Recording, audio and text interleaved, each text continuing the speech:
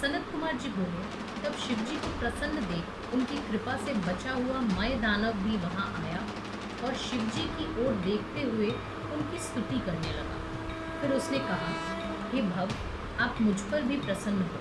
मैं बहुत स्तुति नहीं जानता, केवल आपकी शरण आया हूँ, अतएव आप मेरी भी रक्षा कीजिए। शंकर जी ने उससे भी वर मांगने को कहा। उसने भी उनकी भक्ति मांगी। शिवजी ने तथास्तु कहकर उसे अपनी दृढ़ भक्ति दी। वह परमात्मा शंकर जी को प्रणाम कर उनकी आज्ञा से वितल लोक में वास करने चला गया। पश्चात वे सब मुंडी भी वहां आए और शिवजी तथा विष्णु जी आदि सब देवताओं को प्रणाम कर अपने लिए आज्ञा मांगने लगे। शिव भक्ति नष्ट कर अपने दुष्कर्म पर पश्चाताप करने लगे। तब विष्णु जी ने उन मुंडियों से कहा कि तुम किसी प्रकार की चिंता न करो। मैंने यह सारा चरित्र शिव जी की आज्ञा से किया है। कलयुग में जो मनुष्य तुम्हारे इस चलाए हुए मत को मानेंगे, उन्हीं की कुगति होगी, इसमें संदेह नहीं है। अब हमारी आज्ञा से तुम सब मुंडी मरुभूमि में जाकर निवास करो। मुंडी मरुभूमि की ओर चले गए। पश्चात सब देवताओं ने शंकर पार्वती सहित उनके गणों की सप्रेम पूजा की और वहीं अंतर ध्यान हो गए। जो मनुष्य शिवजी के इस चरित्र को पढ़ेगा और सुनेगा, वह सब कामनाओं को भोग अंत में मोक्ष का भागी होगा। व्यास जी बोले, हे ब्राह्मण, हमने तो ये बात पहले सुनी है कि भगवान शंकर ने ही जलंधर का भी वध किया था।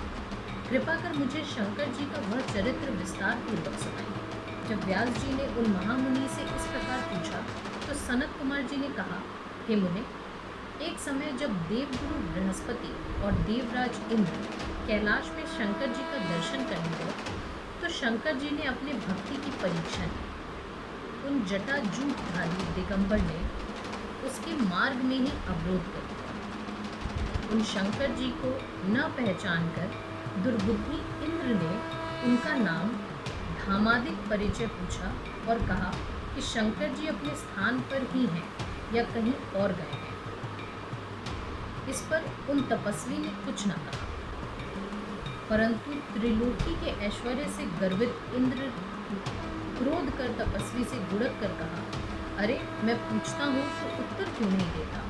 मैं अभी अभी तुझे इस वज्र से मारता हूँ। ऐसा कह क्रुद्ध हो इंद्र ने ज्यों ही उस दिगंबर को मारने के लिए हाथ में वज्र लिया, त्यों ही सदाशिव ने वज्र सहित इंद्र का हाथ स्तंभित कर दिया। बृहस्पति जी ने उस पुरुष को प्रज्वलित देखा, त्यों ही अपनी बुद्धि से उन्हें शंकर जानकर प्रणाम किया और दंडवत कर बहुत सी स्तुति भी की। फिर इंद्र को भी शंकर जी के चरणों में गिराया और शिवजी से बृहस्पति ने कहा कि हे दीनानाथ, हे महादेव, अपना क्रोध रोक कर इंद्र के अपराध को क्षमा कीजिए। भगवान शंकर ने गुरु बृहस्पति से कहा, मैं तुम्हारी स्तुति से प्रसन्न हूँ। तुमने इंद्र को जीवन दान दिलवाया है। इससे मैं अपने वर द्वारा तुम्हें जीव नाम से विख्यात करता हूँ। मेरे नेत्रों की अग्नि अब इंद्र को पीड़ित ना करेगी। बृहस्पति से ऐसा कहकर भगवान शंकर ने अपने माथे के अग्निमय नेत्र से निकले हुए तेज को अपने हाथ में लेकर क्षीर सागर में डाल दिया। फिर लीलाधारी भगवान अंतर ध्यान हो गए। इंद्र और बृहस्पति अपने स्थान को चले आए। व्यास जी बोले, हे सनत कुमार जी, आपको नमस्कार। अब कृपया कर आप यह कहिए कि जिस समय शिवजी ने अपने माथे का वह तेज क्षीर सागर में डाल दिया, उस समय क्या हुआ? सनत कुमार जी बोले, हे तात, जब शिवजी ने अपना तेज क्षीर सागर में डाल दिया, वह तेज शीघ्र ही बालक बनकर गंगा सागर के संगम पर बैठकर अत्यंत उच्च स्वर से संसार को भय देने वाला रुदन करने लगा।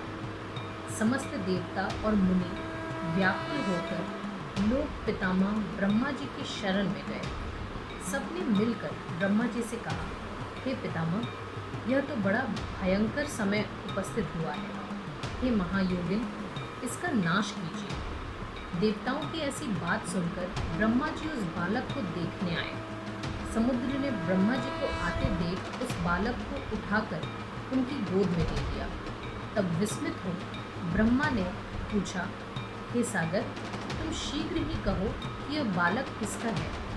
समुद्र ने विनम्र शब्दों में कहा, हे भगवान, यह तो मैं नहीं जानता, किंतु मुझे इतना अवश्य ज्ञात है कि यह गंगा सागर के संगम में प्रकट हुआ है। अतएव हे जगत के गुरु, आप इस बालक के जात कर्मादि संस्कार कीजिए।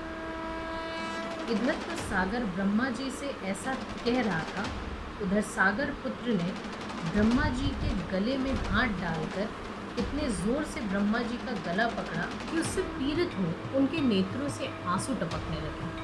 किसी प्रकार ब्रह्मा जी ने दोनों हाथों से बल लगाकर अपना गला छुड़ाया और सागर से सादर कहा कि हे सागर, मैं तुम्हारे पुत्र का जातक फल कहता हूँ, सुनो। मेरे नेत्रों से यह जल निकला है, इस कारण इसका नाम जलंधर होगा। यह बालक सब दैत्यों का अधिपति और शंकर जी को छोड़ यह सबसे अव्यय होगा और जहाँ से उत्पन्न हुआ है फिर वहीं जाएगा। इसकी स्त्री बड़ी पतिव्रता होगी। सागर से ऐसा कहकर ब्रह्मा जी ने महर्षि शुक्र को बुलाकर उनके हाथों से उस बालक को दैत्यों का राज्य अभिषेक कराया और स्वयं अंतर ध्यान हो गए। फिर समुद्र ने कालनेमी नामक असुर को बुलाकर उसकी वृंदा नामक कन्या से सविधि उसका विवाह करा दिया। स्त्री सहित जलंधर शुक्राचार्य के प्रभाव से असुरों का राज्य करने लगा।